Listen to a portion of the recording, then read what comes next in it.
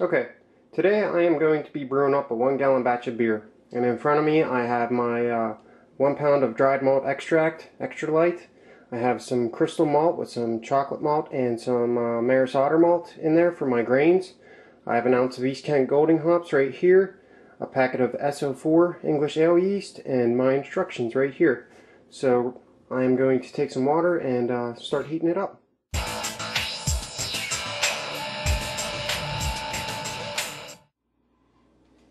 Alright, I have my water up to temperature. I put about 1/3 of a gallon of water in here because I have some Maris Otter malt in this bag. I need to do a little bit of a mini mash, get some conversion from the starches to sugars in this. And the beer that I'm making today is an extra special bitter. You can see that there's also already some displacement in color.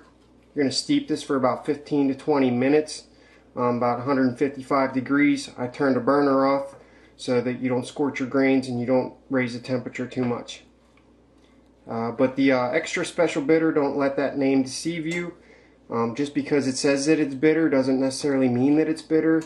Usually the bitterness of an ESB will fall right around what a pale ale is, anywhere between 20 IBUs to 45 IBUs. The one that I'm doing today is hitting right around 30 to 35 IBUs, and you can see the color in there is already starting to change. Like I said, I'm going to let this sit for about 15 to 20 minutes, and then we're going to take this out and add some malt.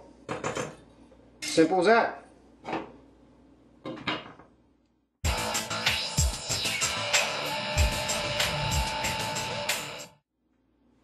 Okay, grains are done steeping. I'm going to pull these out, let them drip a little bit. You don't want to squeeze them. You may extract some tannins if you squeeze them. Just let them drip out as much as you can. Maybe shake the bag a little bit.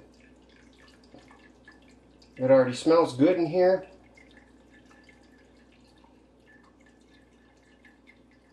That's good enough. Then I usually just drop these in a bowl over here and get the excess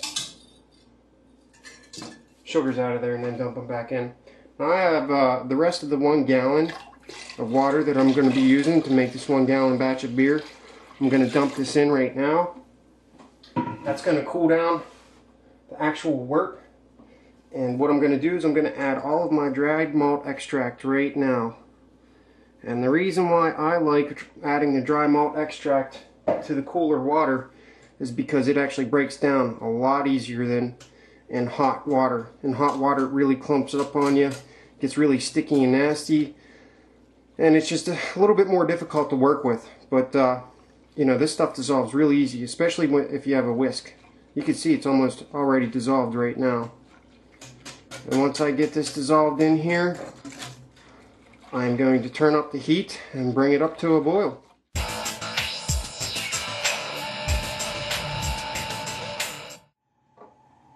Okay, at this point in time, I'm up to about 200 degrees. You want to watch your pot, make sure it doesn't boil over. You can see some of the hot break coming up right around here.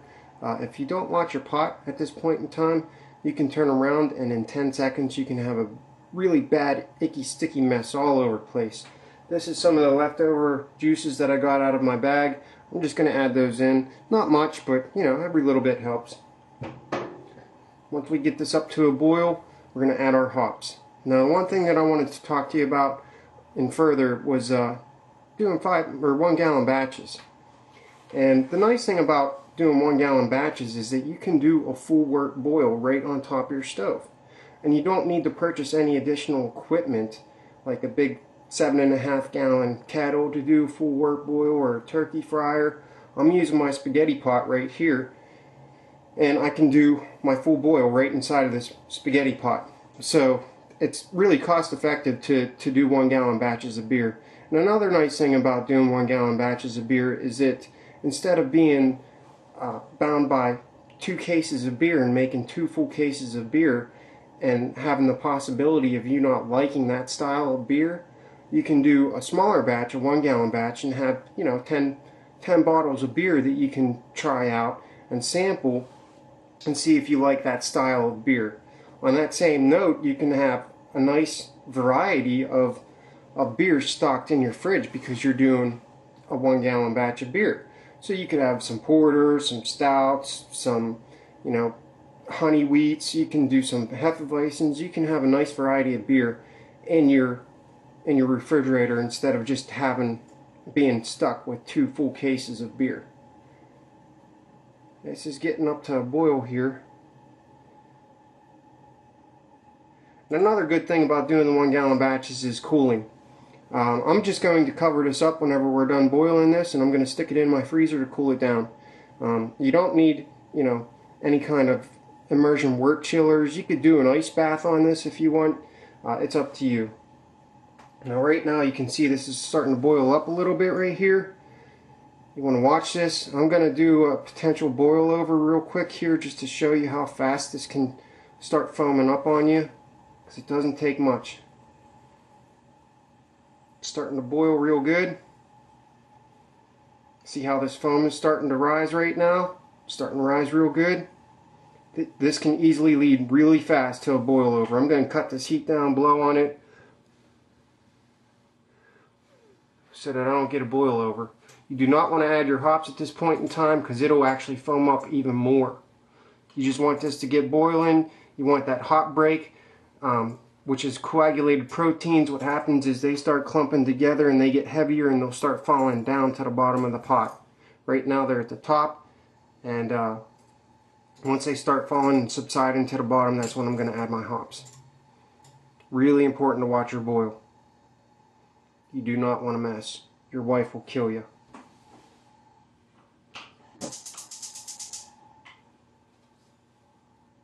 And believe me, it's really sticky stuff. So we got our boil going. I'm going to add my hops. I have a ½ ounce of East Kent Golding hops. Another nice thing about doing 1 gallon boils is you don't need as many hops. And I'm only boiling this for 15 minutes.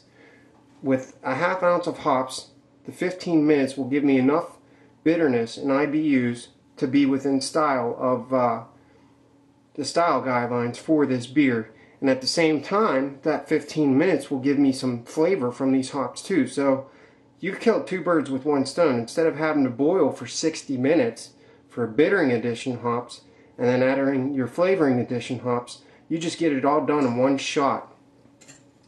And that's another nice thing about doing this, is that, you know, you don't have to bother with waiting for your boil to come up to a boil because you have such a small quantity here. I'm going to let this boil for 15 minutes, like I said, and then I'm going to chill it down.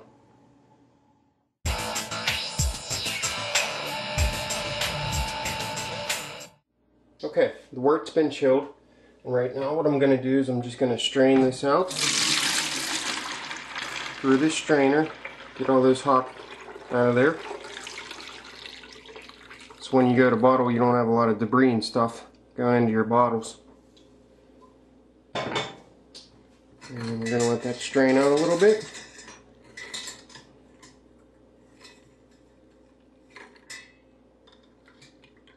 There's probably a little bit of cold break in that hops as well.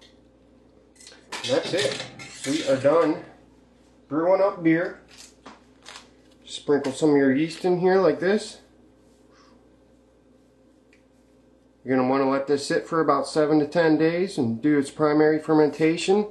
And when you're done with that, then you can go ahead and bottle it up. Snap on the lid like this.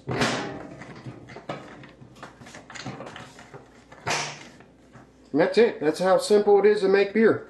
So grab a kit from Ben's Homebrew and brew up some beer.